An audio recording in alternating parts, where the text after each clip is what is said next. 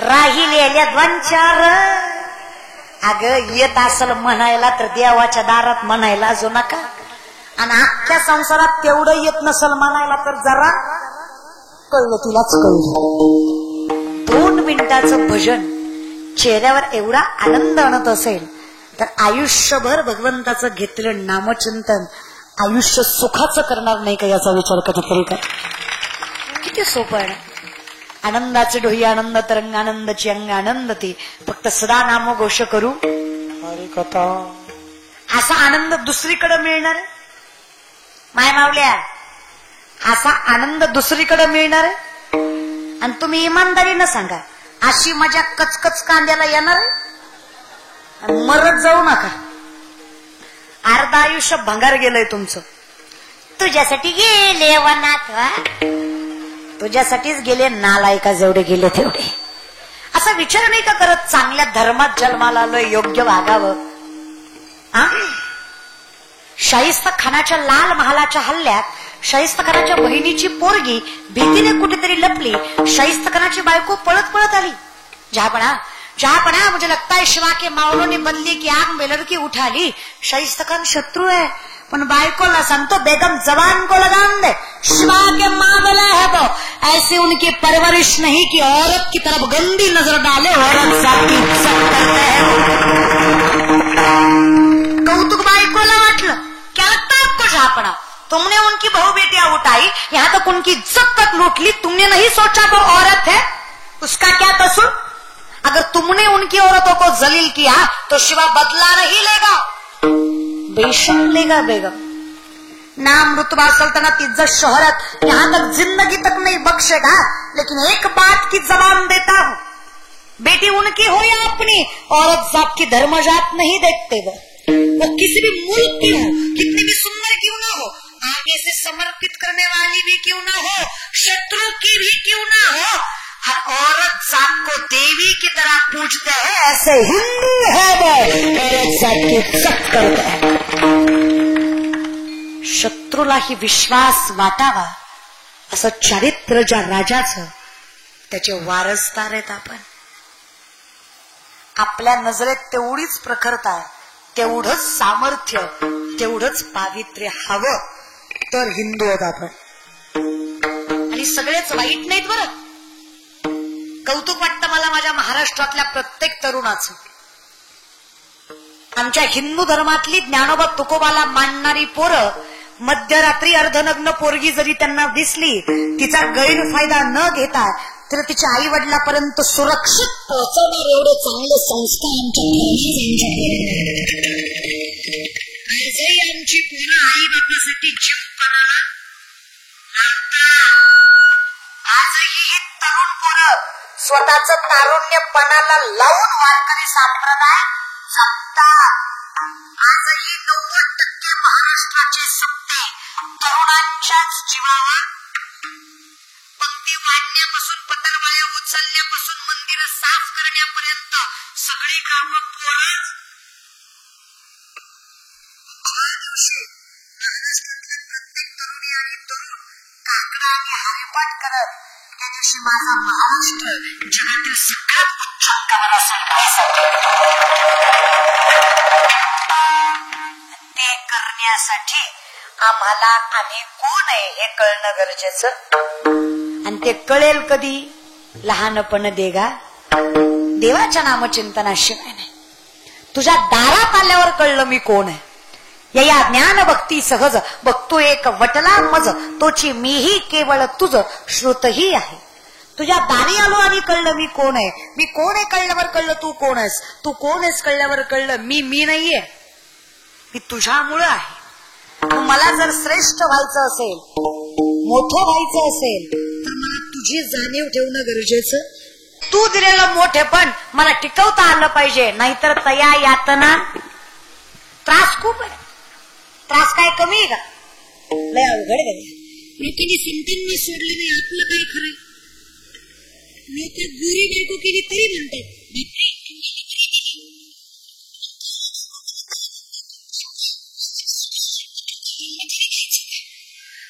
जगू देत नाही रे. काय सांगायचं.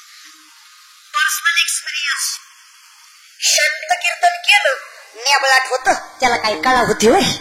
उभा राहिलं गेलं. जरा हसून खेळून एनर्जीने कीर्तन केलं, गेलतो कीर्तनाला, येत काय नाही येड्याला, नाचू नाचू जिरवत. अरे करू काय, मरू का? त्यात अजून काहींना महिलांचं कीर्तन चालतं तर काहींना चालत.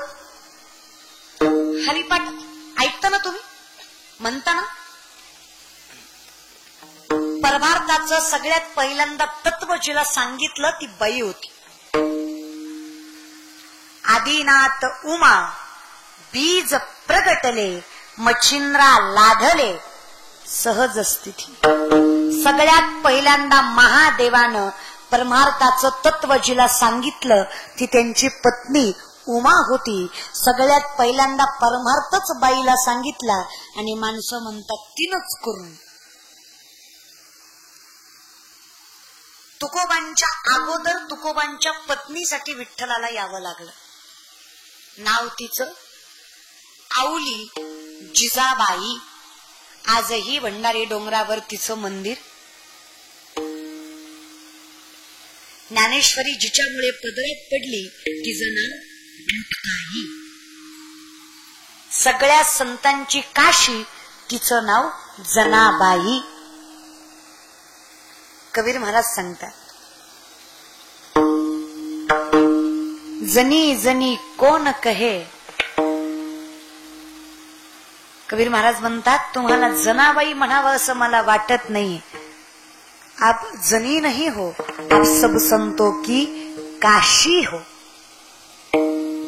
ज्ञानोबारायांना जे सांगतात ना कीर्तनातली पहिली चाल उचलायला, जनी म्हणे ज्ञानदेवा बोलावंग, नामदेव कीर्तन करी पुढे देवनाचे पांडुरंग. दृष्टिकोन, वरातीत नाचणारी मुलगी सुशिक्षित आहे आणि कीर्तनात रमणारी नालायक आहे, हा समाजाचा दृष्टिकोन आहे. तो बघण्यावर आहे. समदृष्टी घेता समान श्री हरी शमदमावरी हरी झाला. नजर फक्त समान ठेवा. कीर्तन करणारी मुलगी आहे, मुलगा आहे, स्त्री आहे, पुरुष आहे, साडी नेसली आहे, धोतर घातलंय, प्रसिद्ध आहे, साधा आहे, हे बघू नका. कीर्तन करणारा वैष्णव आहे या नजरेनं बघाल तर खऱ्या अर्थानं कीर्तन कळेल, बाकी काहीच नाही. तो कसा दिसतोय, कसं कीर्तन करतोय याच्यापेक्षा तो काय सांगतोय हे महत्वाचं या विषयात. कायम लक्षात ठेवा, अधिकार सगळ्यांचा सारखा असतो. मोठा कोणी नाही, लहान. पण थोडं मोठे पण आलं तर या यातना मग मात्र दुर्बुद्धी सुचल्याशिवाय राहत. 6 शास्त्र, 18 पुराण, 4 वेद मुखदगत होतं रामेश्वर शास्त्रीच्या. साधे नव्हते ते. हे बोलायचं सोपं आहे, करायचं नाही. आपण 40 वेळा हरिपाठ पाठ केला आणि आपल्याला कोण म्हणा ना घेता का येईना, आपण म्हणतो नग मी महाग म्हणतो, तुम्ही पुढं म्हणा, पुढं माझं गुत्त. आपण त्यातले आपण लय वेदांच्या गोष्टी करायच्या, आपल्यासाठी हरिमुखी एवढं पुरेस. एवढं ज्ञान ज्यांना आहे, वाया गेला तो अहंकार. विनंती देवा नको. मोठे पण हवं, पण तुझ्या दारात माणसाच्या नजरेत भक्त असावा मोठा, बाकी काही नाही. जो आवडे देवासी तो एका प्रकार नामाचा उच्चार तुझ्या दारात मोठं होता यावं, बाकी कुठं नाही झालं तरी चालेल. एकदा तुझ्या नजरेत मोठा झालो, वाऱ्या हाती माप चाले सज्जनाचे, कीर्तिमुख त्याचे, जगाचा मालक कौतुक करणारे तयाचा हरिक. तुम्ही सांगा मापाने कौतुक करण्यापेक्षा हराच्या मालकाने केलं किती चांगलं. मला जाण असावी, रावे लहाना होऊ नये. मी कायम अखंडपणे नम्र राहावं आणि हे टिकवायचं असेल तर पर्याय एकच आहे, खाली कोणी घ्यायला सांगितले. एनिवे असले घेतले तर घ्या. तुम्ही कुठं ऐकायला बसले, बोलल्यावर झोंबन पण मी बोलणार. तुम्ही एवढे आले, यातले अर्धेच कीर्तन ऐकायला आले, अर्धे एकाच कामासाठी आले. टीव्हीत बघितली, एकदा समक्ष बघायची.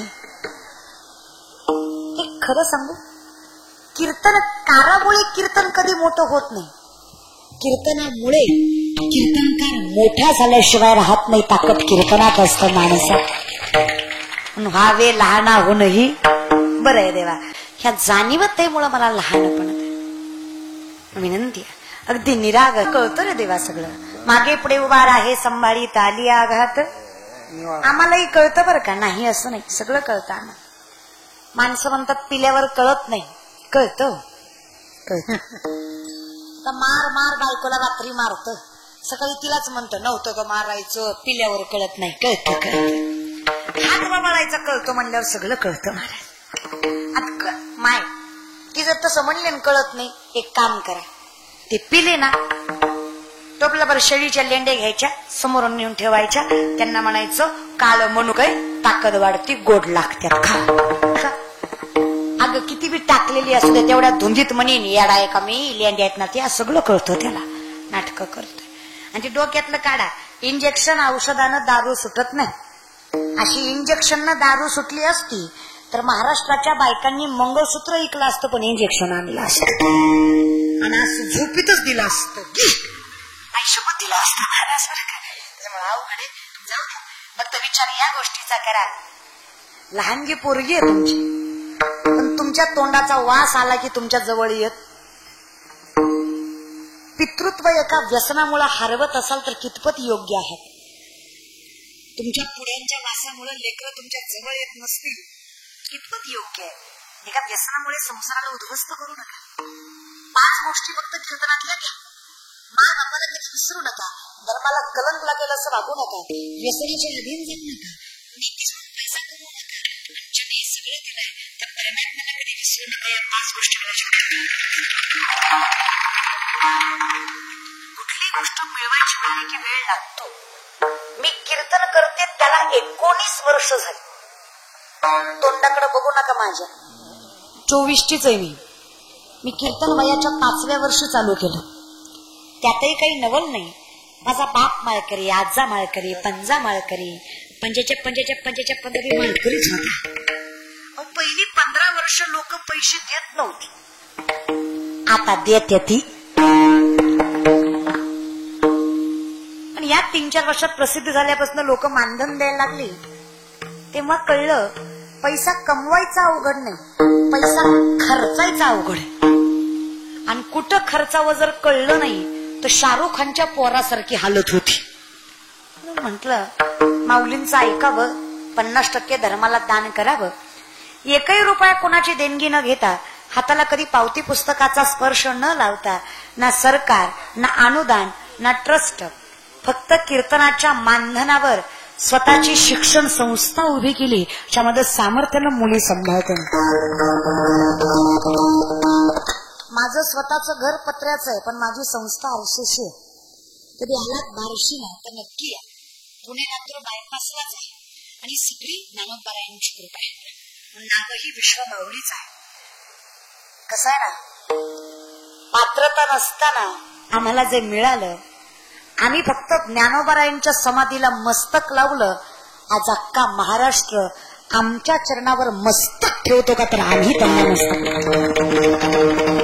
एवढी ताकद ज्या संतांनी दिली, अखंडित ऋण असावा. तो का म्हणे जाण जाण असावी. पण हा सुंदर नामचिंतनाचा अट्टास या हातनोलीमध्ये, हा अखंड नाम सप्ताह गेली 3 वर्ष तुम्ही करताय. त्यातला शेवटचा दिवस, त्यानिमित्ताने कीर्तन रूपी सेवा, सगळ्यांच्या चरणावर साष्टांग दंडवत, अगदी सामर्थ्यानं गोड अशी सुंदर सेवा करताय तुम्ही. शेवटचा दिवस माझ्याकडे आला, माझे परम भाग्य समजते.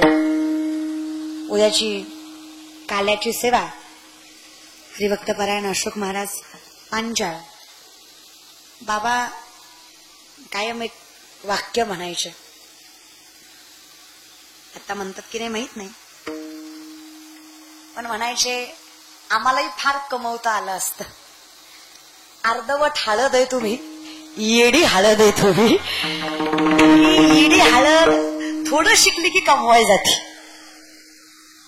खूप लहान असताना, म्हणजे खूप, मला वाटतंय मी 4थी-5वीला असेल, बाबांच्या लक्षातही नसेल. खूप लहान असताना महिनाभरच गेले, कारण अर्धी आळंदी म्हणलं तरी चालेल. अर्धी आळंदी ज्यांच्या जीवावर पखवास शिकली ते म्हणजे अशोक महाराज. हजारो महाराज लोकांनी त्यांच्या जीवावर संस्था काढल्या. संस्थेत ह्यांच्या गुरुजींचं असं असायचं, गुरुजी कधी पैसे मागत नाहीत किंवा गुरुजींनी आजपर्यंत कधी मला एवढी महिन्याची फी दे